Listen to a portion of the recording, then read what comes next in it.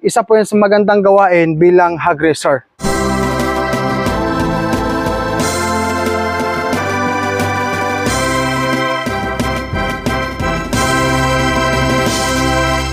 Tulungan mo ako, mabigat to. Tumatara din ba? Natin sa dry feeds. Okay, kumusta na? Kubos na? So nakakatulong siya, effective, dahil pwede silang mawalan ng buhay. Hi mga ka-farmers, magandang araw po sa ating lahat. For today's video guys, gusto ko pong i-share sa inyo ang akin pong starter stage part 1 ngayon sa akin pong mga biik po, no? We're going to the feed store guys, sa aking suki po, dahil kukunin ko na po ang 2 sako na akin pong binili kahapon. Pero honestly guys, ang 1 sack na lang po na starter feeds ang akin pong kukunin ngayon, dahil kahapon po ay kinuha ko na yung isa. Tao po! Sir! Good morning! Kukunin ko yung feeds. So dito guys, no, wala si Sir John Paul. Iba po ang nagbantay sa store niya. So akin muna yan na sir, bago ko ipaano, makisuyo ako sa'yo, alkoholan ko muna bago ko ilagay sa ating balikat. So ito guys, lagyan ko muna ng alcohol. Kasi ito po, mga beginners, ito po ay kung saan saan galing, no, sa delivery. So atin pong lagyan ng alcohol. Butangan og sa Bisaya pa guys, atong sprayhan og alcohol. Mamalihog lang ko sir, paduog sir ha. Sige.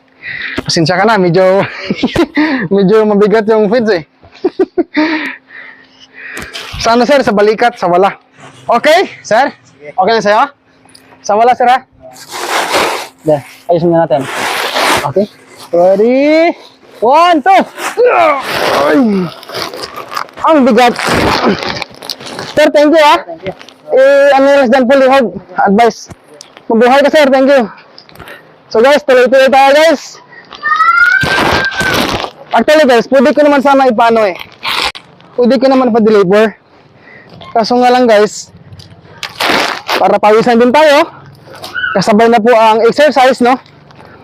So, okay lang guys. Minsan, ako po ay nagpapadeliver kay Sir John Paul. Pag ako ay nagbili ng mga 2 sacks mahigit. Pero may mga instances po na kondisyon ako maghakot, ako na lang po naghakot. Then ngayon guys pala, sabay ko na purga yung aking pong mga baboy na fatteners. So, kailangan po natin purgahin guys para mawala po ang mga parasites. Mambo na guys oh. Ay dang! Ito tulungan mo ako, mabigat to. Tumatara din ba? 50 kilos eh. Ito guys, oh, hinihingal na ako. Boss, Hi, kumusta? ako eh. Oh, Pigs. Bong! Kumusta bong? Okay lang. Maambo na, no?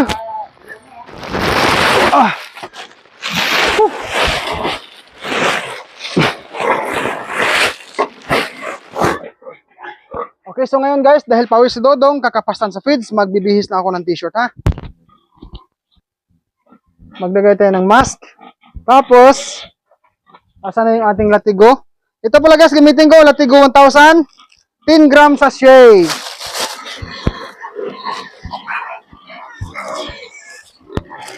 So, 4 sila. Kalahati lang muna kilo ng starter. Ang akin pong ibibigay sa mga biik. Okay.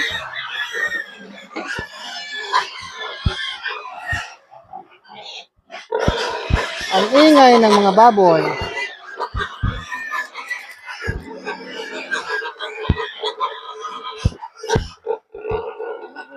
Ilagay natin sa dry feeds.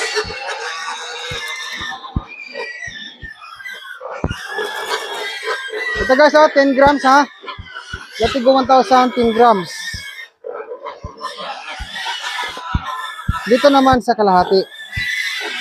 I mean sa kabila.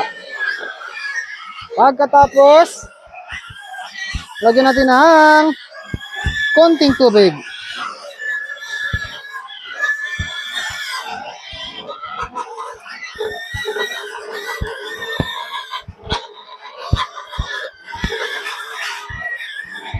Ginagawa ko to guys para dumikit ang purga sa hog pellet feeds na ito.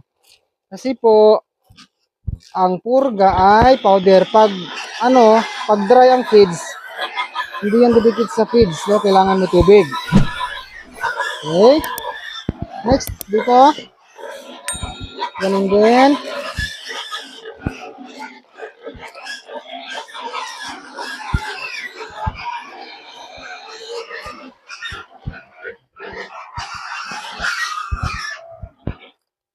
Lagyan ko siya ng King's Beta Plus Animal Feed Supplement.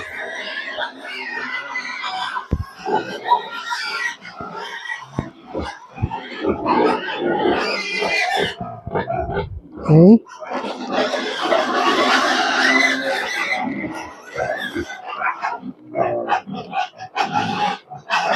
Halika. Unahin natin yung mga apat dito.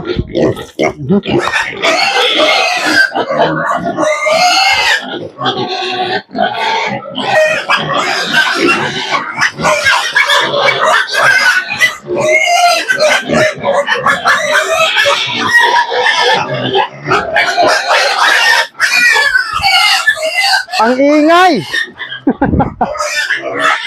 Hello! Oh, come on, come on. Ang ingay nyo.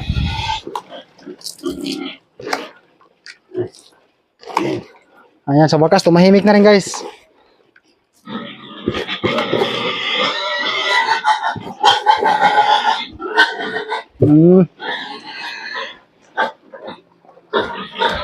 Ayan. Bigyan muna natin. Bigyan muna natin sila ng feeds.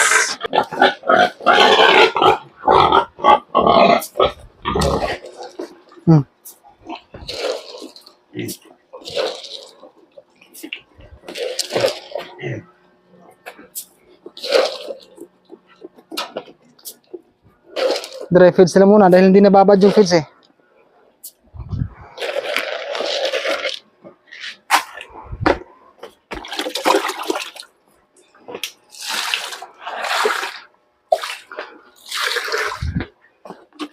Okay. So dito rin, bigyan natin ng tubig. Ayan. Mas maganda kasi kumain ng baboy kung may tubig, no?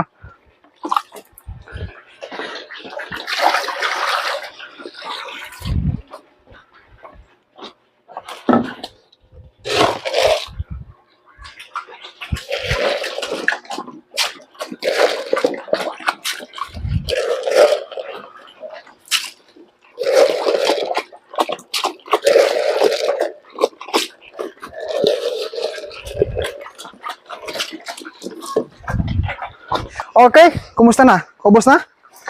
Ayan, so ang pagpurga beginners ay maraming klase. Merong injection, no? Injectable purga. Meron din pong powder lamang, any kinds of or any brand ng pamurga, pwede. No? Binabasa sa tubig ang powder na pamurga. Yung sa akin naman guys, hindi ko lang binasa. O, tinan mo na ubos eso. Kasi ang baboy ay palakain, no? Okay? Ayan, so paubos na, no? Kunti na lang natira, oh. Ayan, so ang purpose kung bakit ko binasa ang feeds kanina para dumikit yung powder na pamurga.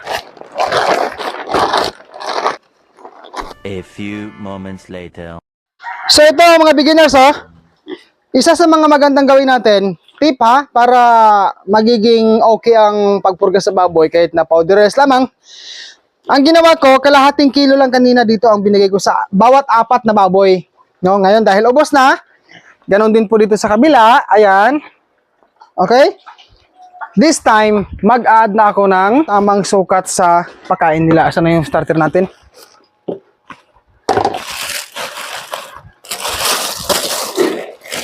Halika. Come on. O, kain pa.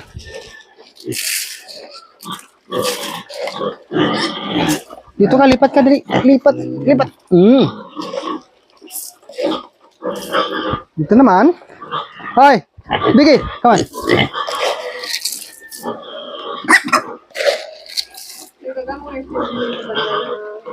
Ano ka mo? Dagdagan mo yung fish na itong apat na. Medyo ano yung kanila. Okay.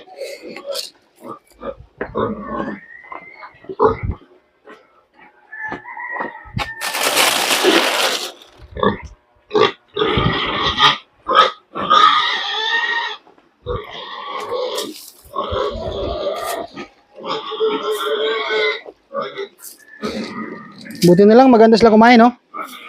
Bonus tip for beginners. So sila po ay habang kumakain, sasagutin ko po, no? Bonus tip po ito para sa mga beginners dyan, no? Sabi po ni Kabayang Nuwa-Nuwahan, Kuya Dudong, effective ba, no? Effective daw ba ang ceiling fan kahit mainit ang araw? Okay, puntahan natin dito para mas maganda yung ating maipresent sa inyo, ha? Ang sagot po mga kababayan, no? Kabayang Nuwa-Nuwahan, ito po, tignan natin, ha? So, ang ceiling fan na ito, number 1, sa status ng aking babuyan, pag summer, mainit ang panahon dito. No, yung area. Tungkol sa tanong na effective daw ba, Kuya Dudong, ang ceiling fan kahit mainit ang araw? Actually, medyo lang. Hindi siya 100% na effective. Why? Because kung mainit ang panahon, tapos nag-iikot yan, naka-under po yan, ang ceiling fan, o kahit electric fan man, halimbawa, ang hangin po na binubuga nito, na nandito sa paligid sa baboyan ko ay hindi malamig. Although may hangin talaga, nakakatulong ng konti sa baboy talaga na mabawasan yung kanilang stress. No? Disclaimer lang ha, ang salaysay ko ngayon ay base lang sa aking naranasan. So nakakatulong siya, effective. Pero medyo mainit lang din pa rin ang buga ng hangin dahil nga po sa mainit na panahon, no? Kasi pag maalinsangan, no, warm ang paligid dahil sa init, then maglagay ka ng electric fan, may hangin talaga. Ma-feel yan sa baboy kahit tayong tao. Yun nga lang, yung hangin, medyo warm din siya, no? Pero mas okay na yan kaysa wala talagang electric fan, no? Electric fan I mean. Kung mainit ang panahon, basain na lang ang sahig o kaya paliguan po ang ating mga baboy. Yan po ang ating sagot dyan. Okay, so bago tayo magtatapos sa video na ito, napansin po ninyo mga kababayan, ha, beginners ha, yung baboy ko po ay nandyan sila nagpapahinga sa lugar o sa bandang may basa ang sahig, no? Basa sa tubig. Ang rason niyan dahil naiinitan po yan sila. Ramdam na po nila yung init, no? Yung bisa ng purga. Samantala, dito yan sila palagi natutulog sa dry area na flooring. Ayan, no? Sa kabila naman, tignan natin.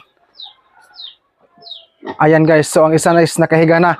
So, gusto ko lang banggitin na ang ginawa kong pagpurga kanina ay hindi ko sila pinaliguan dahil po ang reason ko ay hindi naman pa sila umabot ng 1 buwan sa akin simula po sa pagbili ko sa kanila. Pero linawin ko lang ha mga viewers dyan, beginners, kung sakaling magpurga kayo sa baboy nyo tapos kayo naman po ay nagpapaligo sa mga baboy nyo, ay liguin nyo muna bago sila purgahin. Okay? So, mas maganda na kasi yung tayo guys malinaw yung ating mga sinasabi sa video natin ha, para hindi po tayo ma-confuse, no? Pero guys, ang mahalagang mensahe ko po, handog ko sa mga beginners, mag-ingat po tayo sa pagpurga, no? Mag-ingat po tayo sa pagpurga sa ating mga baboy dahil pwede silang mawalan ng buhay kapag hindi po tama ang dosage and administration na atin pong ginagawang pagpurga sa kanila. Ang pagpurga ko ngayon sa mga baboy na ito ay pag-graduate nila sa pre-starter, ngayon po ay talagang fully or full starter na po sila ngayon sa araw na ito. Beginners, tandaan po natin na sa ating pag-alaga ng baboy, kailangan po nating magpurga sa ating mga baboy ha. Dahil ang pagpurga sa ating mga baboy, isa po yan sa magandang gawain bilang hog raiser. Okay? Para mawala ang parasites, no? Yung mga worm sa baga, sa mata, sa intestine, inside the body of the pig para mapuksa yan dahil sa purga natin. Ang mga iba't ibang klase or ori ng bulati o parasites na naninirahan sa loob ng katawan ng ating mga alagang baboy ay isa sa mga dahilan sa mabagal nilang paglaki. Kaya ina-advise sa atin ng mga eksperto na gawin ang regular na pagpurga sa kanila. Then mag-shoutout muna tayo sa ating mga kababayan na sina Elisa Estrada watching from Saudi. Shoutout po, ingat po kayo dyan sa abroad. Kay Vilmo C. Manlapas, watching from Marivilis, Bataan, shoutout po. Kay Kabayang Maria Juana Circedilio, watching from Singapore, shoutout po, ingat po kayo dyan sa abroad. Kay Rinimar Cercilio, watching from San Joaquin, Iloilo, shoutout sa Imudera Bossing. Kay Jocelyn Kayain, watching from Bukidnon, shoutout po at sa inyong tanan viewers, shoutout po sa inyo. Ang King's Vita Plus Animal Feed Supplement mabibili po sa Agrivit stores nationwide. Kung hindi ito available sa inyong lugar, maaari po kayo mag-direct order sa Shopee sa KBM Agrivit Lines. Pwede rin sa Facebook page ng King's Vita Plus Animal Feed Supplement. Link nila ay nasa description o pwede po kayo mag-text o tumawag sa kanilang cellphone number 0917-795-0220. Available po ang COD or cash on delivery. Ako po si Dudong Villaran ang nagsasabing maraming salamat po sa pagpanood sa video na ito. Kung hindi ka pa ho nakapag-subscribe, mag-subscribe ka na po and hit the bell ring for more upload. Mabuhay po ang mga farmers sa lipunan. God bless po sa ating lahat mga ka-farmers and peace out everyone.